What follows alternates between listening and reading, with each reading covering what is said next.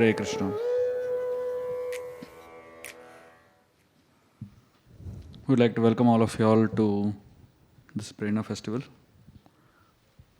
I'm going to speak on this topic, making life an adventure.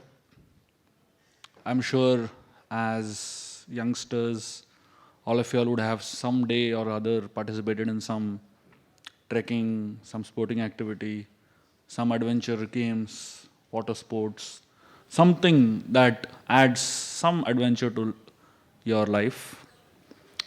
But the question always is how to make life itself an adventure.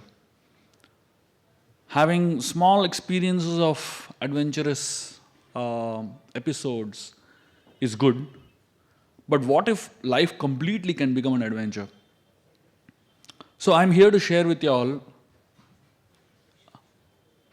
9 thoughts or 9 points how life can be made into an adventure. And the way I'm going to share these 9 points is by telling a story. And this is a very adventurous story. This is one of the most adventurous stories I've ever heard mentioned in our scriptures.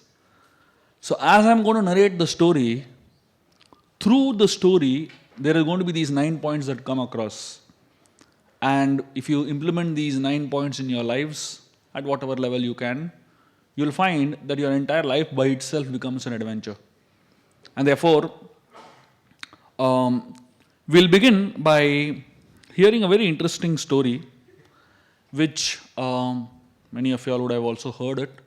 But it's very interesting in this context because these 9 points that I'm going to speak about, even if you can follow one of these points in your lives, you'll find that your life is very different from what it was. One time, there was a man who would go to a village and he would hear katha every day. So this fellow would go, his daily duty was that evening he would go and sit in one katha and he would hear. But unfortunately, as soon as he would sit in the katha, he would go to sleep. I'm not sure how many of you are planning like that, Bahar barish hai, andar AC hai, So some of you may plan, So even if you plan, it's okay. You hear the story and then go to sleep. So this fellow, he would go invariably every day and go to sleep. So the kathakar, the fellow who was giving the katha every day, he knew, he was quite fed up of this fellow, So he was so bugged by this fellow. Every day, exact same place he would come and sit and immediately go to sleep. So this kathakar, as soon as this fellow, he would see this fellow entering, he would say, "Aa gaya kya?" And then he would sit down. He would say, "Baith gaya kya?" And then he would go to sleep, That he would not say. After the whole class got over, when he would get up and go, he would say, "Ja raha hai kya?" So this guy, he never heard anything in the katha except these 3 words, "Aa gaya kya? Baith gaya kya? Ja raha hai kya?" Bas. That's what he heard about the katha, essentially. So this guy, he was at his home sleeping, And that day, one thief came into his house. And this fellow somehow, the only thing that he heard in the katha, he kept repeating in his sleep also. Just when this thief entered the house, he would say, "Aa gaya kya?" So that thief really got bewildered. This fellow is sleeping or is hearing. What is he doing, And then the thief hid, somewhere. So this fellow said, "Baith gaya kya?"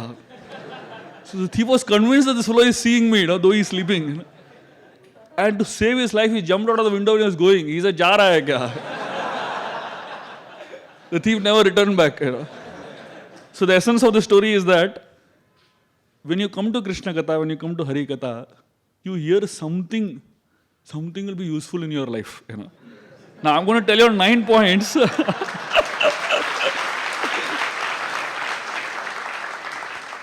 At the end of 9 points, you might say, "Arey, first point kya tha?" Don't worry. Even if 1 point remains in your mind, no problem. Kuch to kaam aayega, sote waqt.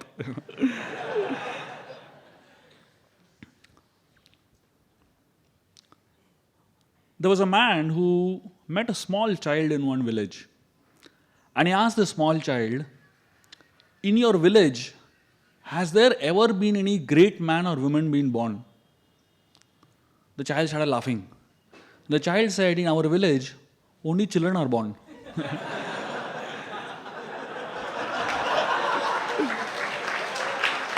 Which essentially means that every great man or woman is born a child only.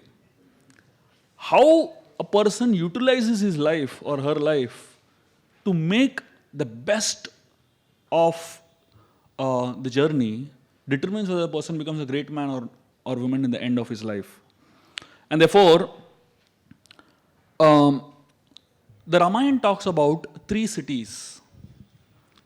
The city of Ayodhya, which is up in the north, the city of Lanka, which is way in the south, and in between the 2 cities, it talks about a 3rd city, which is the city of Kishkinda. The people in Ayodhya, they follow something which is known as Sanskriti. Very highly cultured people. The people of Lanka followed what is known as Vikriti. Very, very distorted, demoniac type of people. And people in Kishkinda in between, the city is physically in between, and also it is in between in mindsets. That means the people in the city of Kishkinda, they practice what is known as Prakriti. Prakriti means they sometimes act like Ayodhya Vasis and sometimes act like Lanka Vasis. In Kishkinda, you find Vali also, and you find Sugriv also, and you find Hanumanji also. People like Hanumanji followed Ayodhya culture, which is known as Sanskriti. People like Vali followed Lanka culture, which is known as Vikriti. And people like Sugriv were confused. Sometimes they followed Hanuman and sometimes they followed Vali. And therefore, people in Kishkinda are given a name in the Ramayana. They are known as Vanara. What is the meaning of Vanara? Vanara is a question. Nara means human, and Vanara means, are you human? So the word Vanara, it's a question. Are you human? If you're following the culture of Ayodhya, then you're a human. But if you're not following the culture of Ayodhya, and you're following the culture of Lanka, then you're a monkey. And therefore, every person in Kishkinda is asked this question. Vanara, are you human?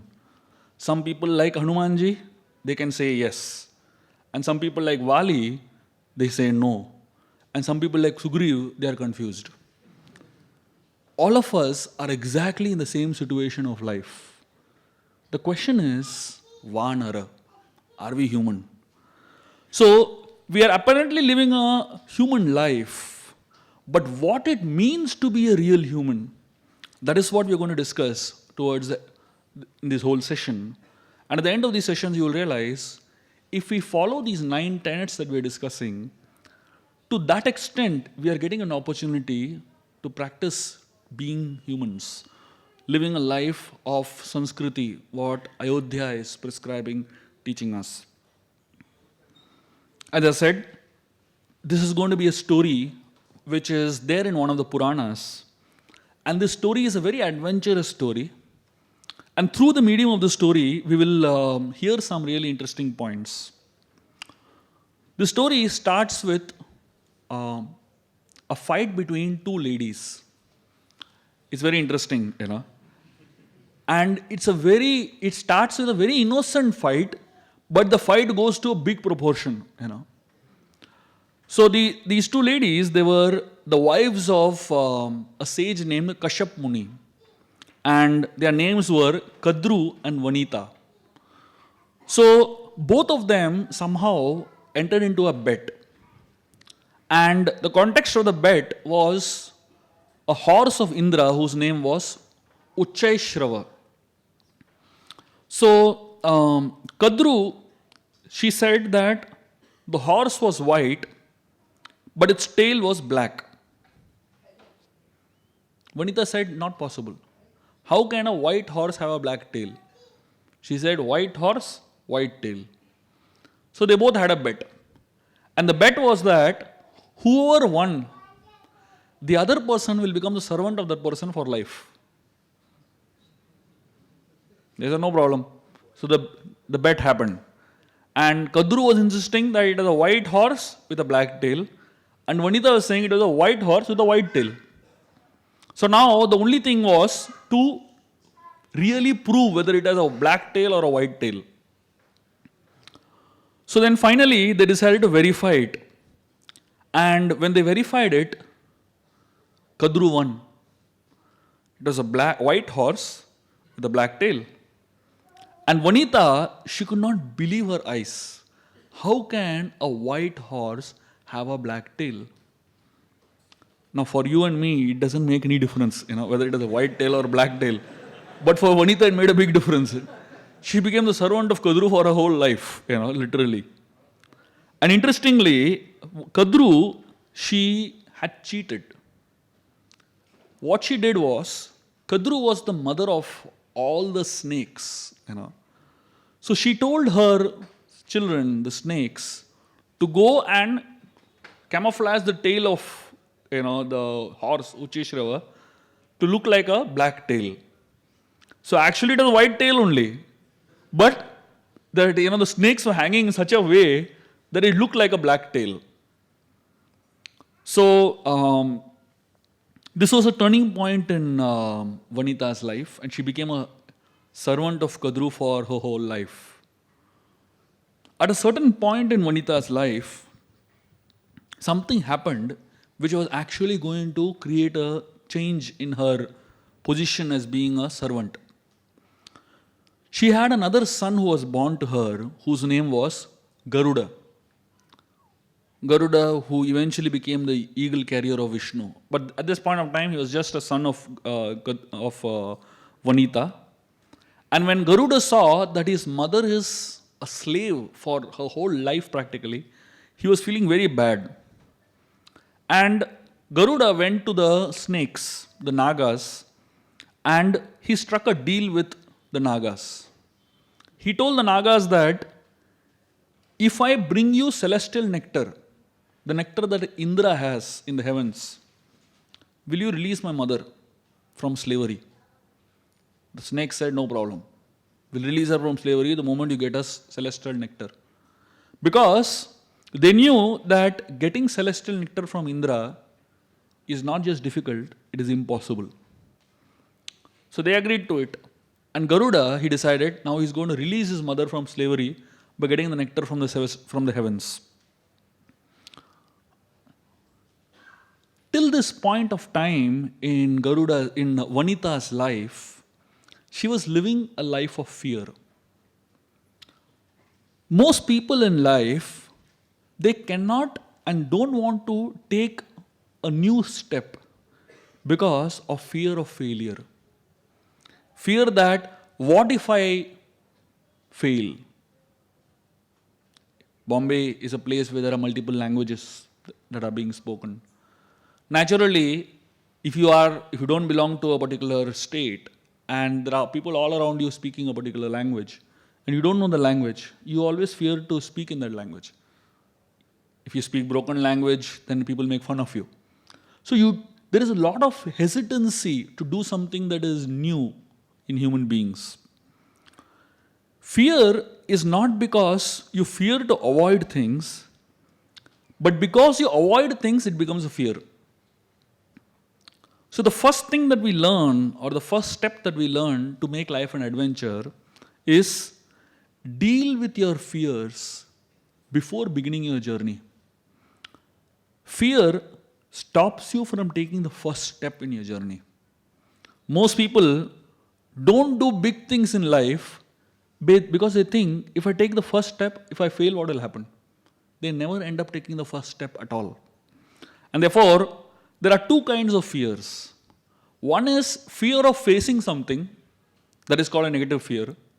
And then there is a fear of excellence, which is called a positive fear. Fear of facing something means you don't have the guts to even take the first step. And fear of excellence means after you have reached a certain level, to go higher, there's another fear that comes in. In life, to begin is to succeed. In any aspect of life. Do you think after playing so many matches, Sachin Tendulkar, when he lifts a bat and he goes to play the next game, is he not nervous? After Amitabh Bachchan has acted in so many movies, when his next movie gets released, do you think he's not nervous what's going to happen? Essentially, just because they have success so many times, it's not that they are less nervous. Initially, your nervousness is, can I face it? And eventually, your nervousness becomes, can I live up to the expectations? Therefore, courage is not the absence of fear, but the ability to go ahead in spite of fear. And therefore, most people in this world, they are always fearful that the world will reject me. The question you have to ask yourself is, if the world rejects me, it's fine. Am I going to reject myself? That's not fine. And therefore, if there is an enemy who is outside and he's coming to stab you with a knife, somebody can hold that fellow and prevent him from stabbing you. But if you yourself take a knife and you're stabbing yourself, who can help you? Fear is like that. Fear means you're stabbing yourself with a knife. You can't do anything and nobody outside can help you. And therefore, the most important thing to begin any adventure is to help overcome fear by accepting realities. When we accept the realities of life, we have what is known as positive emotional balance in life. And when we are not able to accept the realities of life, we face what is known as negative emotional balance in life. Everything in life, whatever emotion, whatever you're going through, if you learn to accept it with grace, with positivity, it actually becomes a helping aid in your life. Like, for example, what is fear? When there is some uncertainty and I'm not sure what's going to happen, that uncertainty, I'm not able to accept it. It leads to what is known as fear. But if I accept some uncertainty, it's not called fear anymore, it's called adventure. Like, I know people who do bungee jumping from 20 floors high, jump into the air. Now, how much uncertainty is there? The rope can break, something can come in between, anything can happen, right? If you jump from such a height, anything can happen. But still, why people jump? Because they have accepted that uncertainty. The moment you accept uncertainty, it is not called fear anymore, it is called adventure. Right? The moment you are not able to accept that uncertainty, it is called fear. When somebody has something that I don't have, and if I'm not able to accept it, what it is called? It is called as jealousy. I become jealous of that person. But if I accept it, it's called inspiration. That person becomes a source of inspiration for me. Like say a film star. He has so much more wealth than what you have. Now, either you can become jealous of that film star by not accepting it, or you can take inspiration from that fellow to eventually become a Bollywood star or whatever you want. So, acceptance creates positive emotional equation and non-acceptance creates a negative emotional equation. And therefore, in life, we have to always remember that anything you face with fear, it cripples you. And when the same thing you face with courage, it actually uplifts you. You can never go ahead in life unless you take the first step. Garuda, he decided he is going to do it. He was given a lot of warnings that getting the nectar from the heavens is not just difficult, it is impossible. But Garuda said, I'm going to do it. The first thing he did, as soon as he decided he's going to do it, is he went and took blessings from his mother, Vanita. And his mother told him, go and get blessings from your father, Kashyapa. So Garuda went to Kashyap Muni and took blessings from his father. And he asked his father, what should I do to equip myself to take up this Herculean task? Kashyap Muni told him, going to the heavens is not going to be easy. it's going to be a long journey. And he said, best is you get nourished very nicely. You nourish yourself nicely, equip yourself nicely, and then go on this journey. And then he told him that there was a huge elephant and a huge tortoise. And these two elephant, this tortoise and this elephant, they're not just regular size, massive size of elephant and massive size of tortoise. They have been fighting with each other for centuries together. So Kashyap Muni told them that these two, this tortoise and this elephant, they were demons in their previous life. And in their previous life, they had a disagreement over some money that their parents had left. So they were continuing to fight from that point, Can you imagine, property matter continuing for 2 lifetimes, So in the previous life, they were fighting as brothers. And in the next life, fight continued as an elephant and tortoise. So Kashyap Muni told them that go to these two animals and kill these two animals and eat them up.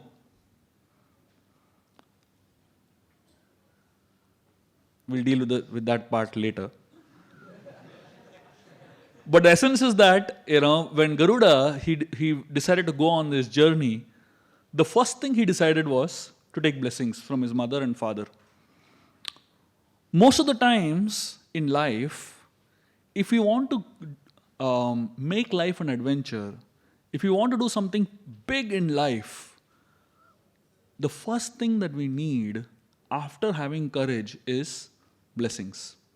That means we need blessings of people who can actually make sure that the venture that we are taking is a success. If you study the entire Mahabharata, what is Mahabharata in essence?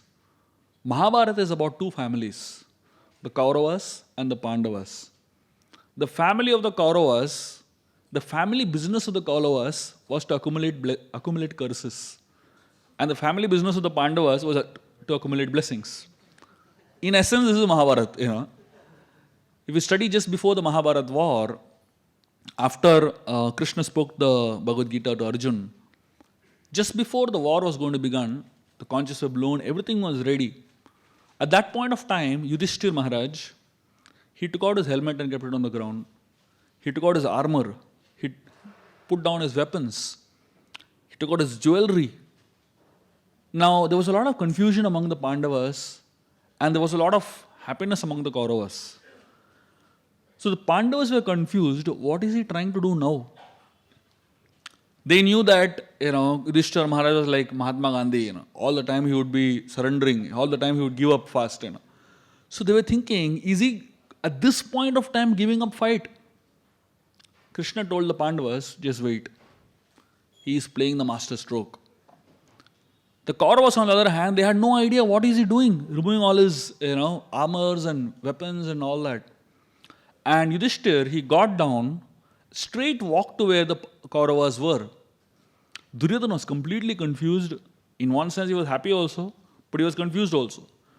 Yudhishthir walked up straight to Bhishma, and when he reached Bhishma, he fell at the feet of Bhishma, and he asked him for blessings. Bhishma, when he looked at Yudhishthir, Jai Shri Radha Gopinath Bhagavan ki. So when Bhishma looked at Yudhishthir, Bhishma told him that if you had not come here, I would have cursed you. Now that you have come here, I bless you that you win this war. Duryodhana was standing over there, he was completely bewildered. What is he doing? And then Yudhishthir went to Dronacharya. Dronacharya also said the same thing. I bless you that you win the war. He went to Kripacharya. He also said the same thing. He went to Shalya. He also said the same thing. After everyone blessed him, Yudhishthir asked each and every one of them the secret of their death. Can you imagine? He asked Bhishma, how will you die? And Bhishma told him, He asked Dronacharya, how you will die? And Dronacharya told him. Duryodhana was completely bewildered. They not only gave him blessings, but they also revealed the secret of their death to Yudhishthir. Essentially, in life, when we fall, once we fall, we need what is known as a fallback option. Everyone in life falls at some point in time. When we fall, the question is not will we fall? The question is when we fall, what is our fallback option? In the Mahabharata, we find Arjuna and the Pandavas, their fallback option was Krishna. And the Kauravas, headed by Duryodhan, their fallback option was Shakuni. And therefore, because when you fall, whom do you go to for inspiration? We go to a friend who will inspire us in which way? There are some people who, when they have problems in their life, when they go through difficulties in their life, they fall, they go to a friend. And that friend tells them, don't worry, aa jao mere saath. Takes them to a bar and makes that fellow drink, And they said, sab gham bhul jayenge hum log, peene ke baad. And there's another friend who tells that person to meditate, to chant some mantras. So how can a friend help you? The friend can help you to the extent he himself is trained. And therefore, either you can deal with bad by becoming worse, or you can deal with bad by becoming even more good. Whether you are going to rise from a fall, or whether you're going to fall further from a fall, is determined by who is your fallback option. And therefore, it is very important that each and every one of us have somebody in our life who is a very high standard of fallback option. And unless we have such a high standard of fallback option, it is very difficult for us to deal with failures that come in life. In the Mahabharata, at a certain point during the war, Duryodhan was very frustrated with Bhishma because Bhishma was just not fighting properly. In the beginning of the war, Bhishma had taken a vow that he will not kill any of the 5 Pandavas, but every day he will destroy 10,000 soldiers of the Pandavas. Now Duryodhan was frustrated. What is the point in fighting a war where the chief commander has taken he will not kill the major enemies? So Duryodhan started irritating Bhishma at a certain point. And he irritated him so much that Bhishma, out of anger, he took a vow. He removed 5 arrows from his quiver and he told Duryodhan, tomorrow morning I'll kill all the 5 Pandavas with these 5 arrows. So Duryodhan was very happy with these 5 arrows. He said, give me the 5 arrows, I'll keep them safely in the night.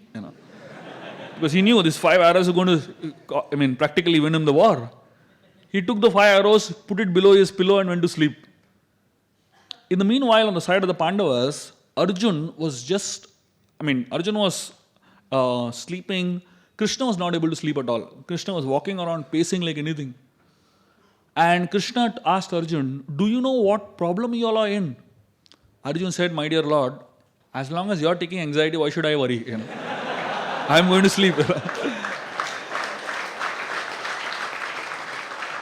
So Arjun was fast asleep and Krishna was thinking how to handle these 5 arrows. So finally, Krishna, he woke up Arjun and he told Arjun, I want you to go to Duryodhan's camp right now. Arjun was surprised. In the middle of the night, why should I go to Duryodhan's camp? He said, go to Duryodhan's camp and remind Duryodhan that he had a long back, he had given him a promise that he would fulfill any desire of his. During the exile, Arjun had saved Duryodhan's life once when the Gandharvas had captured Duryodhan. And at that time, Duryodhan said, someday, whenever you need anything, you just ask me, I'll give you whatever you ask for. So Arjun went in the middle of the night and woke up Duryodhan. And Duryodhan said, what do you want? Do you want the kingdom? If you ask me for the kingdom, I'll give it to you right now. Arjun said, I don't want the kingdom, I want those 5 arrows.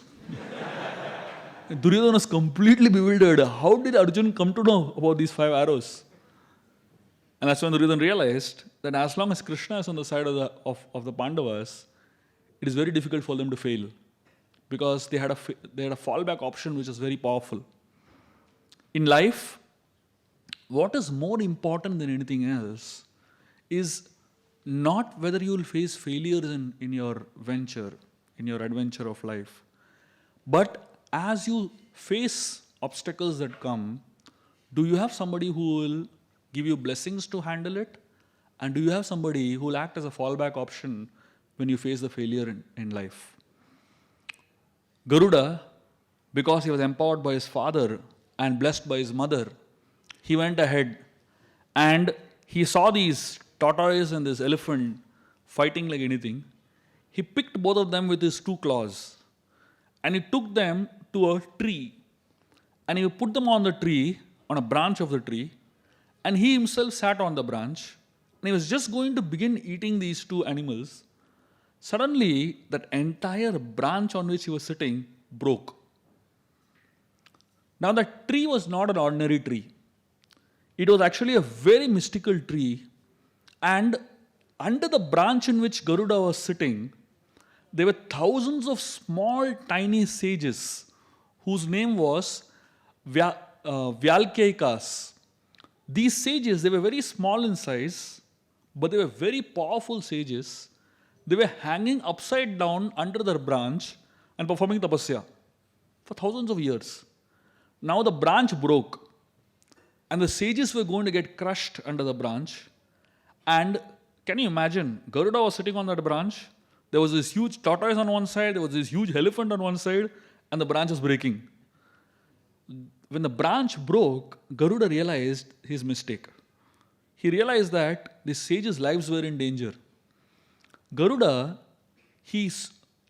at the perfect time, he swooped down, picked up the branch, balanced the elephant and the tortoise on two sides, and made sure that none of the sages fell off the branch. He took the branch and put it in a very safe location, hung it in a safe location, so that the sages continue the tapasya. The sages, they were so impressed with Garuda's speed and Garuda's alertness and Garuda's sensitivity that the sages blessed Garuda that he would achieve his goal.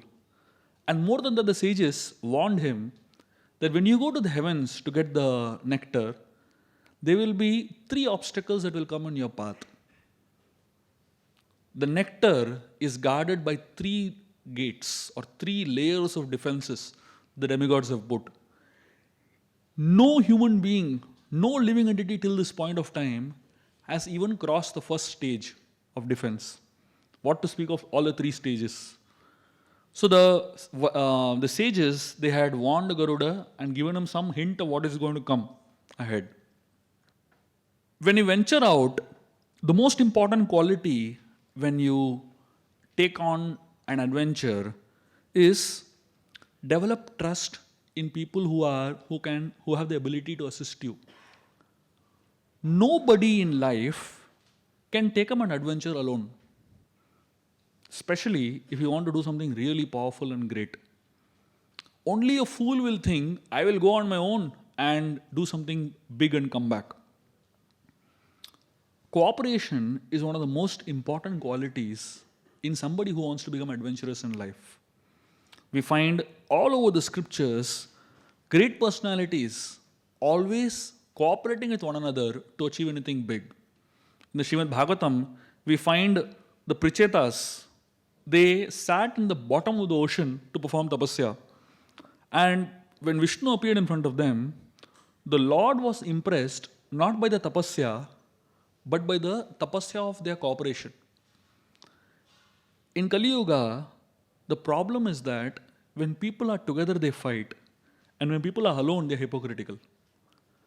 So most people, they prefer to be either alone in their own rooms, in their own houses, in their own life, with their own mobile phones, alone, so that nobody observes them. They can be in their own world of hypocrisy. Or if they're together, they are fighting only.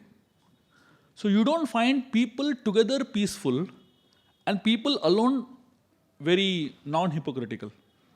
And therefore, it is very important that as people of substance, we need to learn to cooperate with one another to achieve a higher purpose. In the Mahabharata again, we find that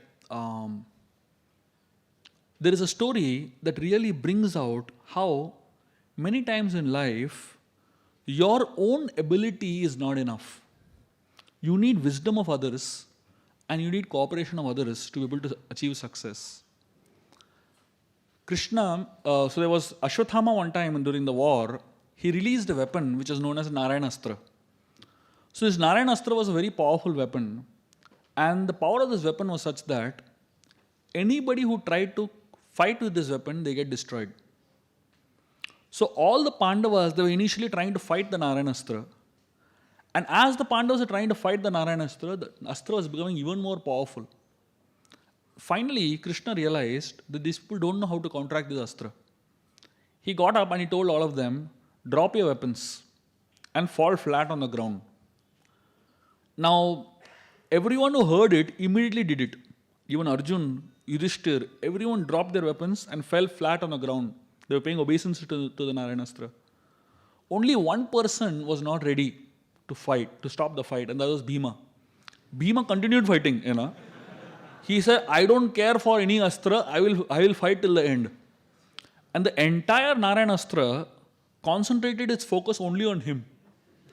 And literally Bhima was on the verge of being finished. And Krishna jumped on him, literally wrestled him, pushed him on the ground, and made him, lay flat. As soon as Bhima was flat on the ground, paying obeisances, the astra, which was such a powerful astra, it just disappeared. It didn't harm anybody. And then Arjuna asked Krishna, what kind of technique is this? I've seen many techniques of fighting with weapons, This is the first time I saw a technique where you don't do anything, but you lie flat, And that's what Krishna, he told Arjuna and the Pandavas, that to counter this astra, there's only one technique. And that is, don't fight it, but pay respects to it. There are many problems in life that shouldn't be fought against. There are many problems in life that should be surrendered to. We need guidance of somebody who can tell us which problems to fight and which problems to surrender to. And therefore, here we find that in life, to be able to overcome many impediments, what you need is humility. What you need is humility to work together with people who have the wisdom, to give you direction, to give you insights into life. Literally, at every point in life, if you don't have the humility to surrender to somebody who can guide you, you will face a lot of difficulties in life. And the natural way of life, the natural cycle of life is such that at some point, every person will become redundant. Every person becomes redundant at some point.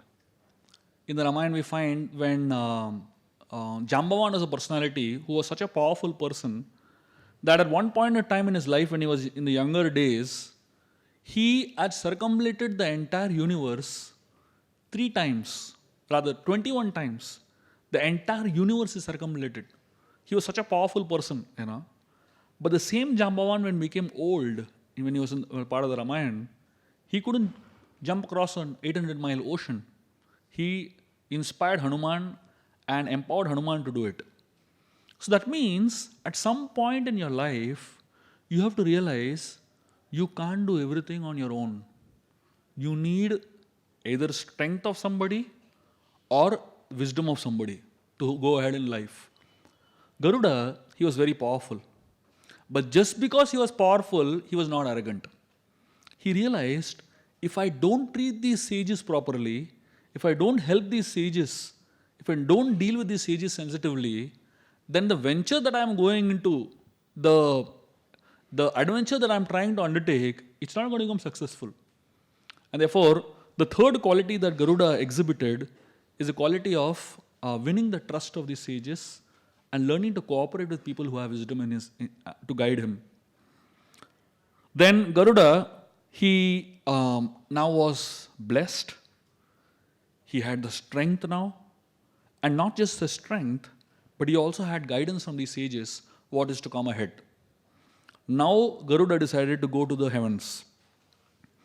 And by this time, all the demigods in the heavens, they were already ready that somebody is going to come to try to take away the nectar. So they naturally strengthened the whole army, all the defenses in guarding the nectar. So when Garuda reached the heavenly planets, as soon as he reached the first wall, he realized this is not going to be an easy task, getting this nectar. There were thousands of soldiers that were standing as the first wall of defense, and Garuda was alone. Now, he was thinking, how am I going to fight with thousands of soldiers single-handedly? And that's when Garuda, he decided to use his intelligence in fighting against these soldiers. He said, if I fight individually with each one, it's going to take me a lifetime to fight. He decided, let me do something else. He started flapping his wings. When Garuda started flapping his wings started creating a certain whirlpool type of wind. And the wind became so turbulent, literally all the thousands of soldiers that were standing in line all flew away. Even before Vayu, the wind god, he could react and he could stop this wind. The whole defense, the thousands of soldiers that were there were all gone, completely vacant. And Garuda now jumped and reached the second defense, which was waiting for him. This is the fourth thing that we learn if you want to make life an adventure. Face problems, don't run away from them. Most people in life, they are very enthusiastic about making life an adventure. They are very enthusiastic about dealing with adventures in life. But the moment they come across a problem, they say, "Humse nahi hoga, chalo wapas jate hain." I know so many people, if you have ever gone on trekking, you'll realize this. If you go on trekking, they'll come a stage where 90% people say, "Iske aage nahi ja sakte." And the people just return back, And those who persist, they are the ones who really reach the top. Same thing in life. Whenever you decide, I'm going to do this in my life, to a certain extent, in the beginning, you feel that things are nice and comfortable. But the moment you come across your first problem, immediately we say, "Mujhse nahi hoga. I can't do it. It's not meant for me. It's not my cup of milk," whatever. Some excuse or the other. Because this is an ISKCON temple, we don't say tea, So there is a bird called a buzzard. This bird has a very interesting way of living its life. For it to fly, it has to run to a certain extent. It has to run 10, 12 steps. After it runs 10, 12 steps, then it can fly to any extent. But if you put that bird in a box, and it doesn't get 10, 12 steps to run, the bird will never fly in its life. Can you imagine? It's not the bird doesn't have the ability to fly, but it has a conditioning how it can fly. If you have seen bats are mammals, small mammals that fly like mad, and they are so expert at flying that they can't see, even though they are blind, but they are so expert in flying that they never really meet with an accident ever. You can't even see them flying, they fly so fast. But they have a problem. If you put a bat on the ground, a flat surface, completely flat floor like this, its entire life the bat will be on the ground only. It will never be able to fly. You know why?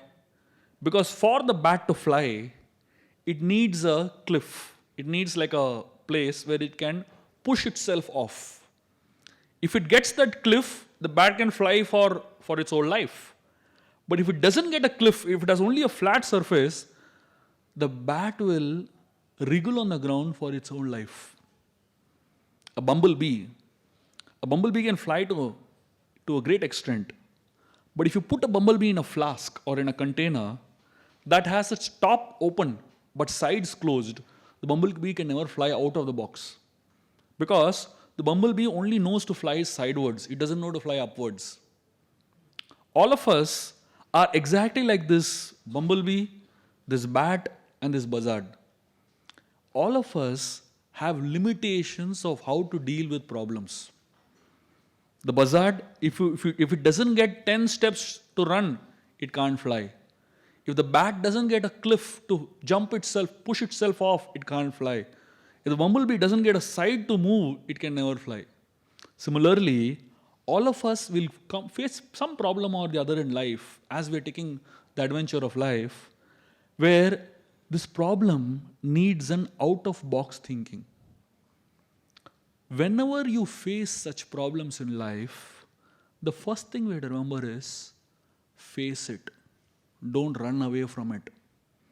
The moment you come across a problem which seems to be difficult to deal with, don't run away from it. Learn to face it. I often tell the story, which is not exactly from the Mahabharata, but it is a folk tale connected to the Mahabharata. It's one of the Loka Pramans. In the story, one time Krishna and Balaram, they go to the forest. They are actually on their way to another city, and on the way they come across a forest. And in this forest, so they're supposed to spend a whole night in the forest, so they are waiting in the forest. So they decide that they will take turns in sleeping. So one person will sleep and the other will guard. Then after some time the other will sleep and the other will guard.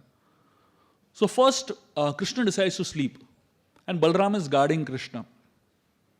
So Balaram is walking around and Krishna is busy sleeping, suddenly as Balaram is guarding, a big demon comes in front of Balaram. And he starts scaring Balaram. He starts shouting intensely. So when Balaram looks at the demon, he becomes a little fearful. The demon shouts very loudly, and Balaram becomes a little fearful. And as soon as Balaram becomes a little fearful, Balaram becomes smaller and the demon becomes bigger. Now Balaram is confused, size has changed. Again the demon shouts very intensely. Again Balaram gets scared, and Balaram becomes even more smaller and the demon becomes even more bigger. Now Balaram is really scared. The demon shouts a third time, and this time he shouts really intensely. And when the demon shouts, Balaram becomes even more smaller and the demon becomes even more bigger. And this time Balaram is so scared, he shouts out the name of Krishna, Krishna! And he falls on the ground and he faints. In the meanwhile, Krishna, he hears Balaram calling his name. He thinks that, it's his turn to wake up and guard. So he gets up and he starts guarding. Balaram is sleeping, He doesn't understand that Balaram has fainted, basically. And Krishna doesn't see the demon also. So he is guarding Balaram, and suddenly this demon comes out. And he intensely shouts at Krishna. So when this demon shouts at Krishna, Krishna looks to the demon, asks him, "What do you want?" So this demon gets confused when Krishna asks him this question, And as soon as Krishna asks him, "What do you want?" this demon becomes smaller, Krishna becomes bigger.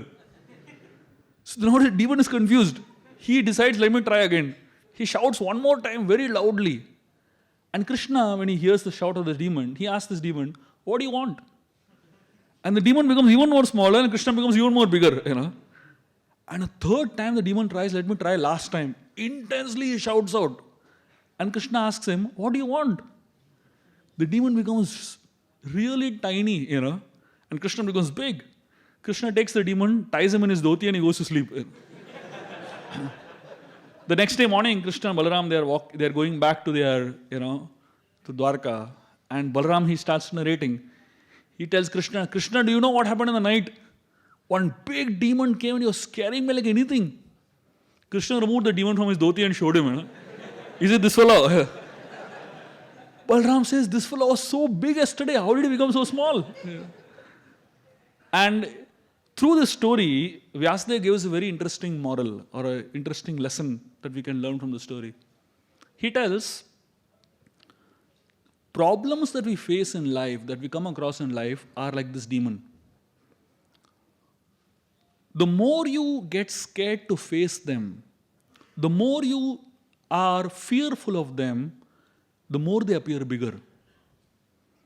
But the moment you start facing the problems, the moment you start dealing with the problems, the moment you start looking at the problem and ask the problem, "What do you want?" The moment you start facing the problem, the same problem that is otherwise huge and big appears much smaller, easy to handle. And therefore, in life, if we want to make life adventurous, we have to learn to start facing any problem that comes straight at the face and ask the problem, what do you want? Garuda, after destroying the first wall of defense against this nectar, he starts venturing further. And as he goes closer to the second wall, he realizes this is even more complicated than the first one. This is not a regular wall, it's a wall of fire. And as Garuda is approaching closer to this wall, his feather starts burning literally. And he doesn't know how to go ahead now. And it's not that he's even close by. Even from a distance, the fire is so intense that his feather starts burning. Garuda realizes that he cannot deal with this wall of fire with his own strength. He decides he has to go back and equip himself properly and come back. He jumps from there, comes back to the earth, goes to the ocean, fills up his mouth with water from the ocean. And Garuda can drink an entire ocean literally. He has so much capacity to handle water. He drinks huge amounts of water and jumps back and pours it on the fire, and he shuts down the entire fire that was burning. And now the whole firewall, the second wall of defense, is gone.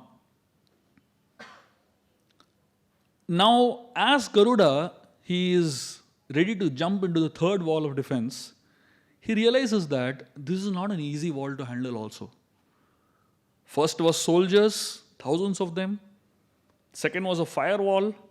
And the third one was a very dangerous type of wall within which the nectar was there. The pot of nectar was there. And this comprised of two metal discs. They were razor sharp metal discs. And these metal discs were rotating around two of them were rotating around the celestial pot. And they were rotating so fast that if anybody stepped into the metal disc, between the two metal discs, one of the discs would sever either the arms or legs, something would get cut.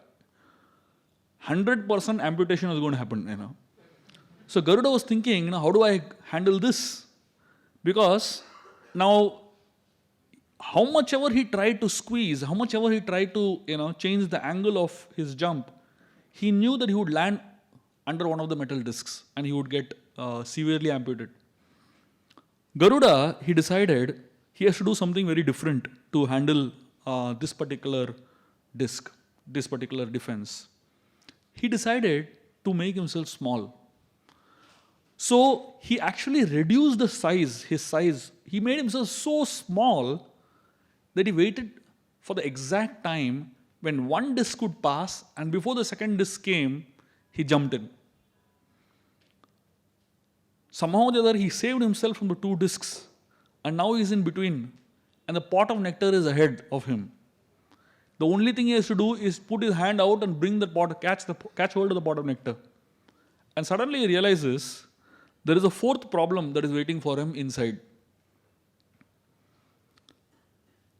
The next lesson that we learn when we come across, when we are taking up our adventure to life is that without going through pain, there is no gain.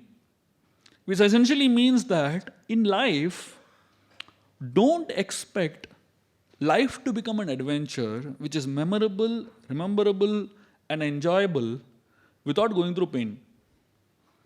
People want everything smooth in their lives. Unfortunately, things don't come smooth at all. You have to go through pain. And interestingly, what Garuda teaches us is that if you're anyway going through pain, might as well enjoy it. Unfortunately, people suffer pain. Pain means discipline. There are two ways to experience discipline in life. One way to experience discipline is voluntarily take up discipline. And the second way to experience discipline in life is forced discipline. If you don't take up discipline voluntarily in your life, discipline will be forced into your life. So, people who are intelligent, who want life to be adventurous, they learn to embrace pain with joy. And unless you learn to embrace pain with joy, there will be no transformation that happens. In fact, we have to learn to laugh at everything that happens to our life. In fact, if we don't learn to laugh over anything that happens in life, we'll become quite dull and depressed.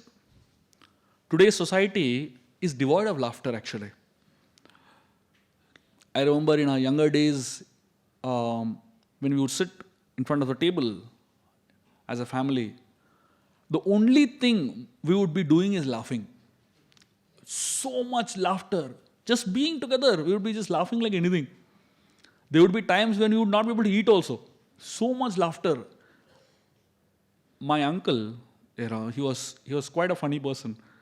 And when he would crack a joke, he would himself roll on the ground and laugh, Like, quite weird type of person. Enjoyed life like anything, But today's generation, next generation, you need laughter clubs, People come together and there is a leader who says, laugh now. Ha, ha, ha. And everybody is together laughing, One generation after that is like a handkerchief generation. That means nobody laughs. You take a handkerchief on your mouth and giggle, One generation after that, you don't laugh also. You send a message, lol.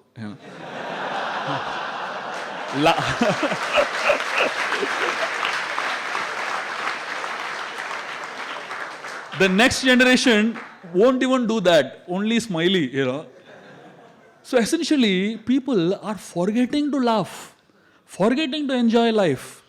And therefore, naturally, so many psychologists are needed today, who teach you, relax, don't take so much tension in life, And people are so depressed today that if anything negative happens, they get irritated, You're calling up somebody and the other guy doesn't pick up the phone. You start banging your phone, Why is he not picking up the phone? So much dissatisfaction, so much negativity, so much of, sadness in life, only because we don't know how to laugh when we go through negativity. Humor should be used to deal with your problems, actually. When you go through a problem in life, if you learn to laugh it off, then life will be much easier. Problems will be much easier to deal with. And therefore, remember that when you go through complications in life, when you go through pain in life, learn to enjoy that pain. Learn to enjoy going through the discipline, going through that painful experience. Because if you don't learn to enjoy that, then somehow or the other, you will feel suffocated. You will feel frustrated. You will not be able to go through that experience of pain throughout. Transformation does not come without intensity. If you want transformation to happen in your life, we have to be present in that moment with full intensity. Life is all about a few triggers. Every person goes through some moment in their life, some experience in their life, which are known as ever since moments. Whenever an ever since moment comes in your life, you are never the same person after that. Mohandas Karamchand Gandhi, when he was thrown off that train in Pretoria in South Africa, ever since that moment, he never remained the same. He eventually became Mahatma Gandhi. Siddhartha, when he saw suffering around him, ever since that moment, he never remained the same. He eventually became Gautam Buddha. Every person goes through one incident in life which becomes an ever since moment. And this ever since moment can come any time in one's life. It can come as you're hearing this class. It can come as you are walking around on the streets. It can come any point of time. The only thing that you need to have when you go through these ever since moments is that you have to be present in that moment with full intensity. There are so many people, for 20 years they think that I want to do this in my life. I want to take up writing, I want to take up painting, I want to take up speaking, something they think in their life they want to do. 15 years, 20 years, they only think. Why? Why they never able to achieve it? Because they have never been intensely present in that moment. Only if you're intensely present in an ever since moment, that moment can become a transformative experience. One of the greatest gifts you can give yourself is intensity with which you live life. Don't live life very loosely. Don't live life very lightly. Live life with intensity. When you live life with intensity, then transformation happens. There is a difference between transformation and change. Transformation is not change. Change is reversible, but transformation is irreversible. Change means New Year night, 31st December, I take a vow, I'll stop smoking. 2 days you follow it, third day you start again.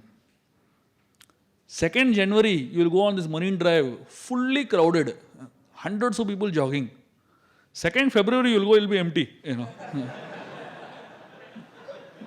That's called change. Reversible process. Transformation means a caterpillar becoming a butterfly. Irreversible. Transformation means a stone becoming a statue. Irreversible. It cannot become a stone again. Similarly, transformation means that some change has happened within you which cannot be rolled back. There is no control Z when you go through a transformation in your life. And when can transformation happen? Transformation can happen when you are present with full intensity in a particular ever since moment. After that, you will never be the same person again. That's when transformation can actually happen in life. So Garuda, at this point of time, he decided that no matter what, he's going to get that nectar, and he was ready to go through any amount of pain to the extent of, risking his own life, risking amputating of his own limbs to be able to get the nectar. Now he was inside that chamber. And at that point of time, all around, he started hearing this sound. You can't do it. You can't do it. You can't do it. So essentially, from the beginning of Garuda's venture till this point of time, everybody has been telling him, you can't do it. Most of the times in life, this is exactly what we go through in our lives. It is explained, by the time somebody has reached the age of 14, you have heard at least 1,48,000 times that you can't do it. Naturally, if you hear so many times you can't do it, whenever you decide to do anything, that only keeps playing in your mind. You can't do it. Life is exactly like that. The sixth thing that we learn from Garuda is to ignore all these voices. Ignore all these voices that keep telling you, you can't do it. And therefore, if you look at nature, you realize there are many things in nature that technically is wrong, scientifically wrong. Like for example, a bumblebee, the wings of the bumblebee, the thickness of the wings, the weight of the wings, and the aerodynamic shape of the wings, if it is scientifically studied, the scientists say that the bumblebee, the wings of the bumblebee cannot support the weight of the bumblebee. And therefore the bumblebee is not supposed to fly. But unfortunately, bumblebee has not studied science. It's flying around happily, So it is said, many times education ruins us. Many times knowledge ruins us. Many times too much information ruins us. Anybody who is less informed about his inability actually ends up doing better. And therefore, we have to start learning to speak the language of life. What is the language of life? You can do it. That's the language of life. And the language of negativity is, you can't do it. And that's what the world is telling us. That's what everybody, including our parents, have been telling us. You climb on stairs, they say you can't do it, you'll fall down. you put one electric plug in a socket, you'll say no, you'll get shock. Constantly hearing these negative things only, and naturally you start doubting yourself. The world is a result of a few human beings who have maximized their potential. It does not matter what I have in life, but what really matters is what I do with what I have in life. So most people in life, they end up making a lack list. Lack list means it is a list of all the things that I don't have, therefore I can't do anything. If you look at every human being in life and look at the lack list, nobody is supposed to be able to do anything. You're supposed to just sit at home quietly. कुछ नहीं करने का. क्यों? इतने सारे problems हैं मेरे में. Unfortunately, most people who have achieved something substantial in life, they have achieved because they have not focused on the lack list. They are focused on what they have. So therefore, like for example, we find Beethoven. He was one of the best music composers in the world. This fellow was deaf. He never heard his own music. Einstein, he was hunchbacked, but he redefined science literally. We find John Milton, who wrote this poetry called as Paradise Lost. This man, he wrote such poetry about nature, blind man, never saw nature. We find people who are not the smartest people, they have become the most influential people in society. For example, Rajinikanth, if you look at him, anybody will say, I can become a hero, if you look at him. But what he did is something that nobody else can do, right? Essentially, what it means is that each one of us have a bandwidth of perceptions of what I can do. That bandwidth of perception determines what you achieve in life. And most of us are just bound by this small bandwidth of perceptions that we really don't want to go ahead in life at all.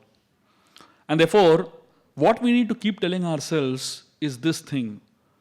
It does not matter what I have, but what matters is what I do with what I have. Only then we can do something substantial in life and not hear those negative sounds that keep telling us, you can't do it, you can't do it. Garuda, he realized that the nectar isn't right in front of me. The scene is that there are two blades that are revolving around him, behind him. Right in front of him, there is a pot of nectar. But there's a problem. Most people till now, he has been hearing about three lines of defense.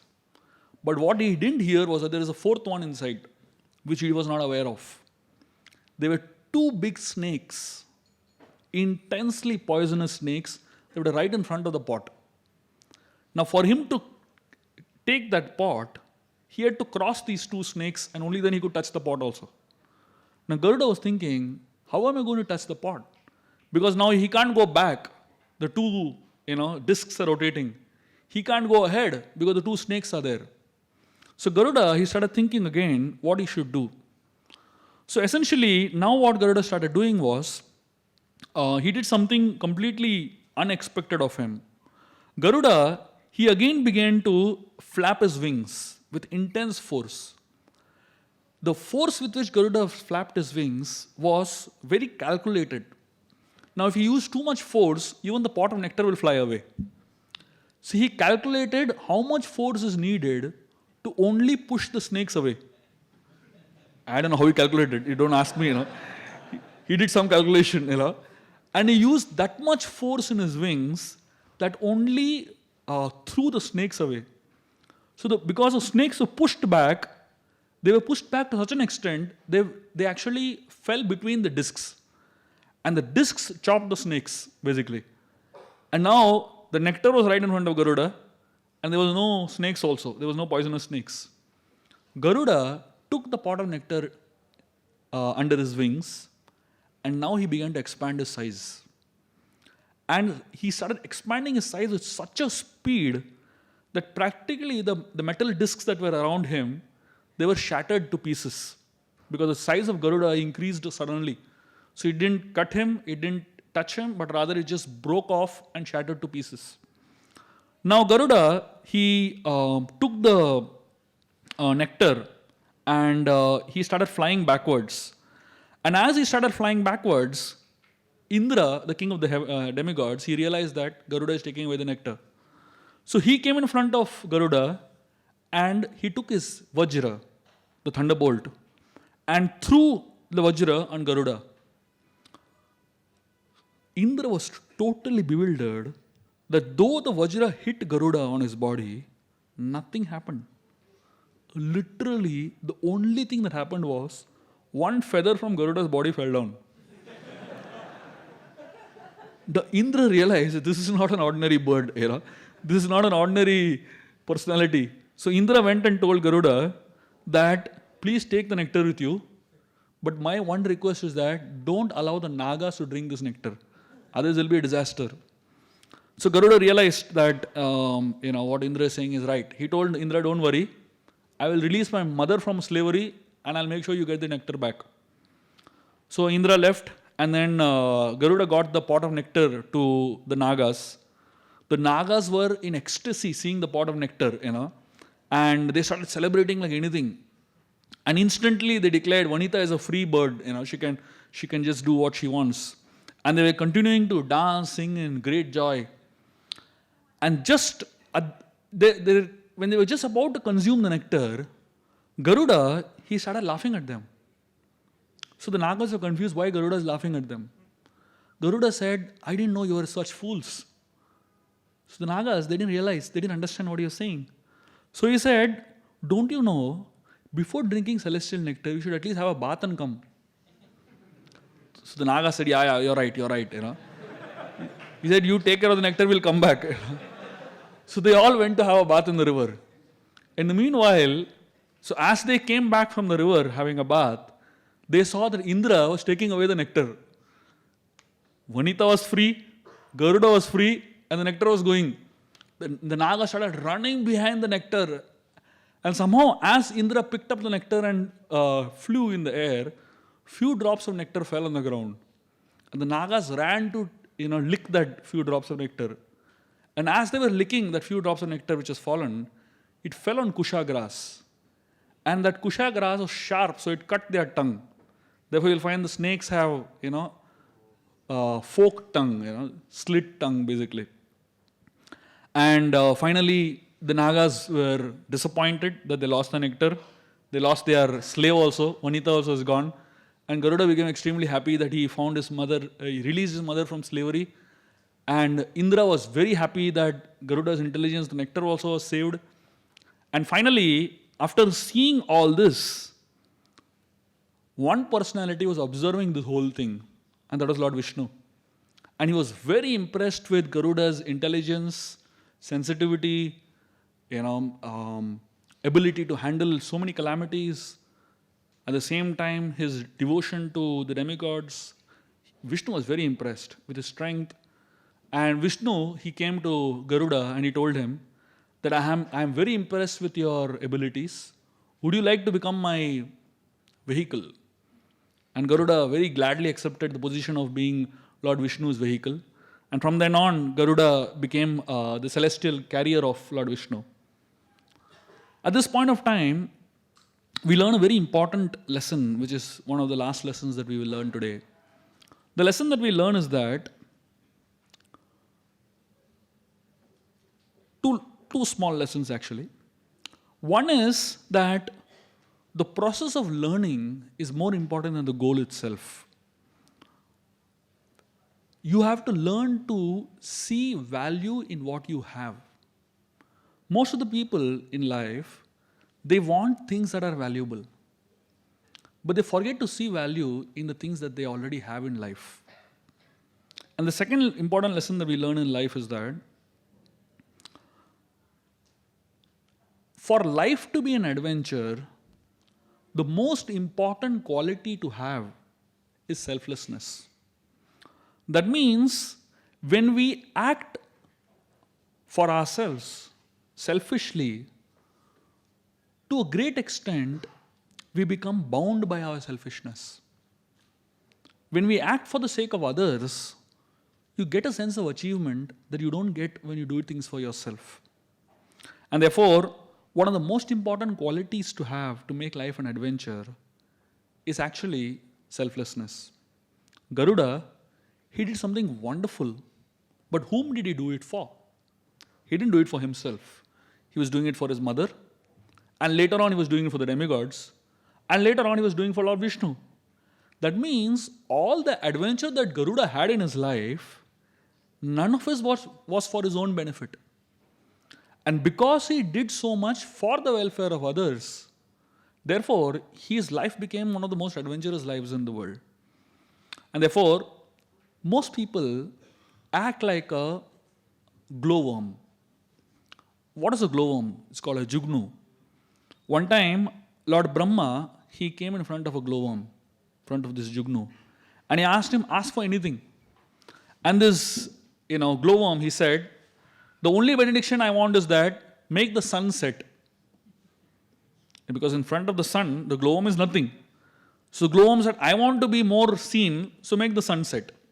So Brahmaji made the sun set. But the moon came up. The glowworm said, make the moon also set.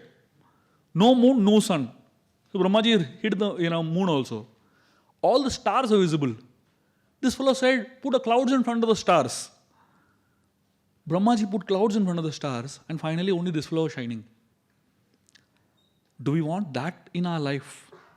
For us to shine, we want to put off everybody else. Switch off everybody else. So the most natural, how do you want the world to remember you? Most people want the world to remember us by what we have. But if you look at the history of the world, nobody remembers the other person by what that person has. But people remember famous people. People remember others by what they gave to the world. And therefore, if you really want to be famous, if you really want to be well known in the world, if you really want to set a trend in the world, don't focus on what you have. Focus on what you give others. And then there will be a point of time when everybody wants to see who you are and what kind of an adventurous life you have lived. One time, there was a man who went to a village. And in this village, he found something very interesting which he couldn't believe, Just in the entrance of the village, there was a cemetery. And in the cemetery, he saw something that shocked him, bewildered him completely. He saw in the cemetery, there were names of people, and below that, a number was written. 10, 11, 20. So he realized that the number is the age, number of years that person lived. He found, when he saw the entire cemetery, nobody lived beyond 20 years.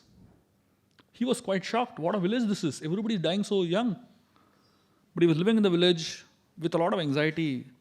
He somehow began to love the villagers because they were very nice people, very kind people. After many months of living in that village, he spoke to one of the people. He said, how is it such good people in this village, but they die so young? That man started laughing. He said, come on, are you a fool? Look at me, I'm 60 years of age. How can you say that we die young? This man said, look at the cemetery. Everybody's age is written. Nobody is beyond 20. They said, we have a policy in this village. The policy in this village is that every person maintains a notebook. And in that notebook, we write down how many hours in a day we have spent in satsang. How many hours in a day we have spent serving others selflessly. At the end of our life, all these hours are put together and a calculation is done how many years this fellow lived in satsang, doing something good for others. That is the age that is put in the cemetery. So that means 20 years.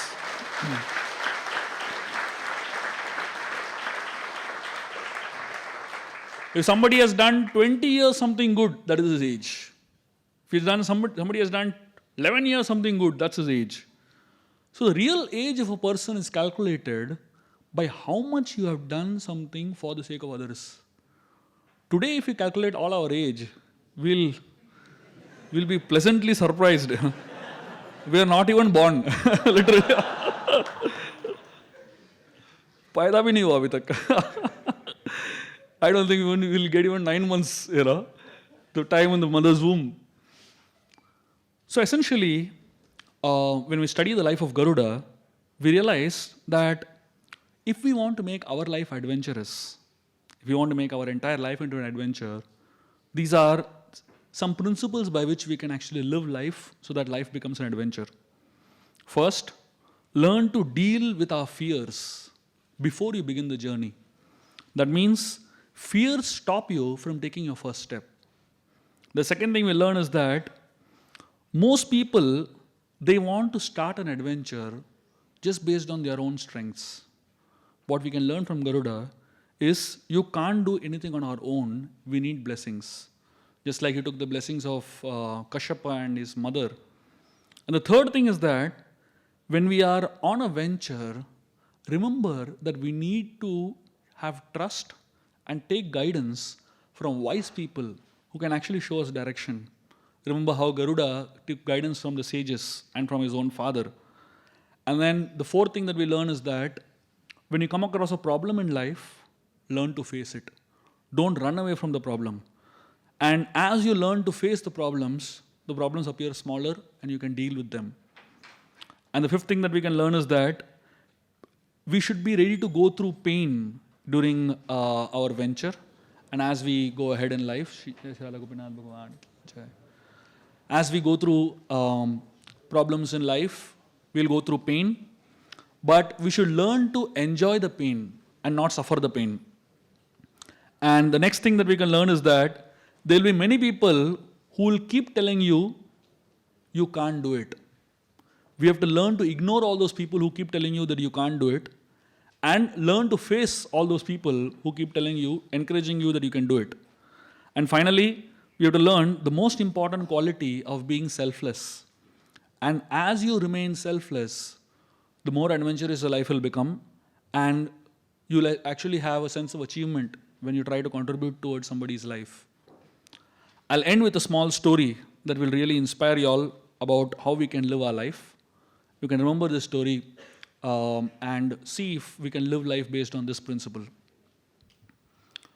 There was a small pond in which there was a colony of insects. Every now and then, one of the insects, so these insects were living inside the pond.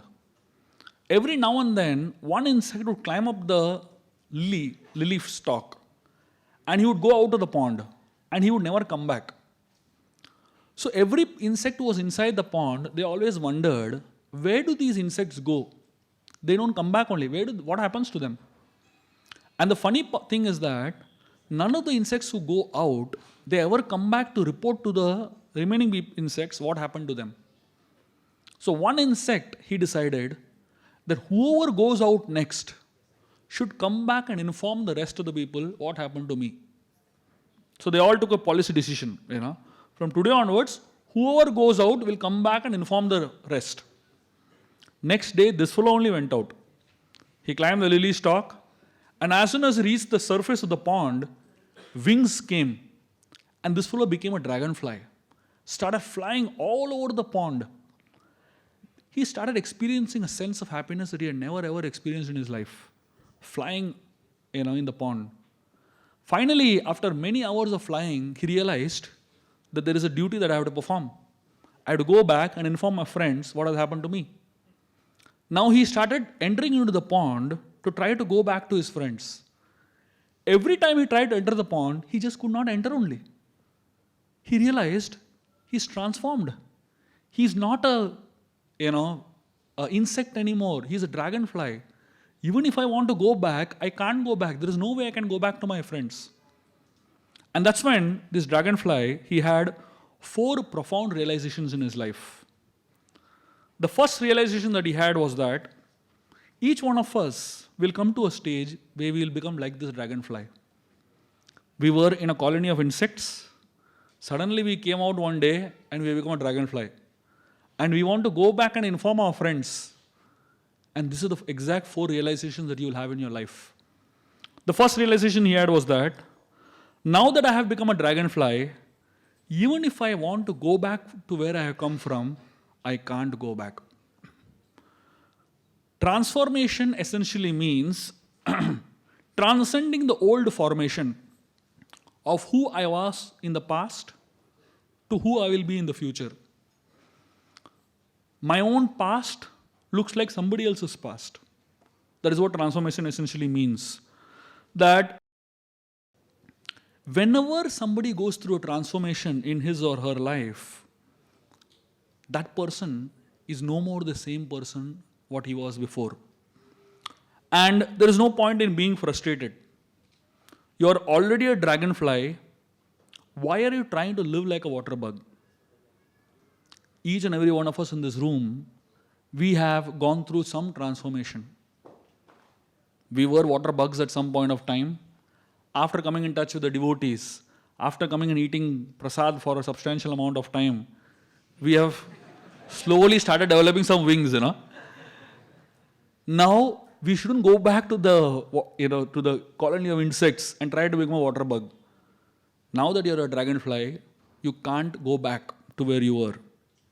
The second realization that this dragonfly had was that even if I somehow or the other go back to where I was, those water bugs will never recognize me in my new form.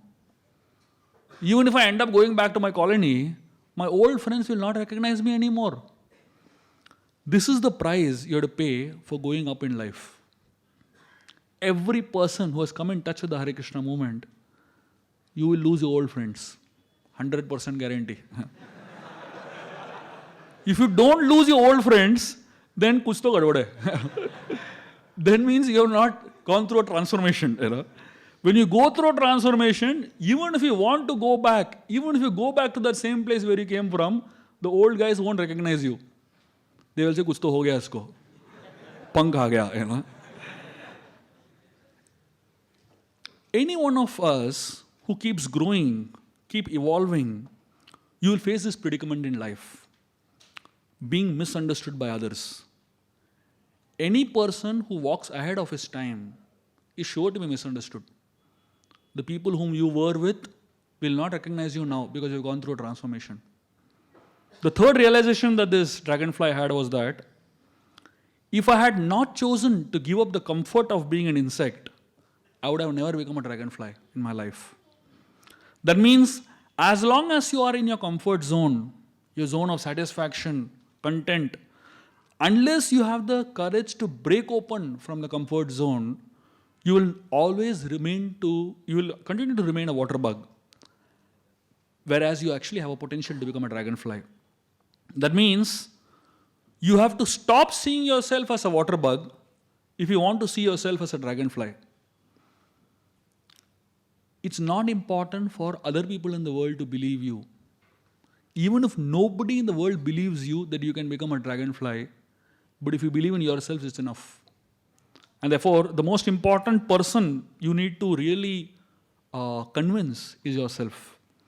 If everybody believes you, but you don't believe yourself, even if the whole world believes you, it's not enough for your transformation to happen.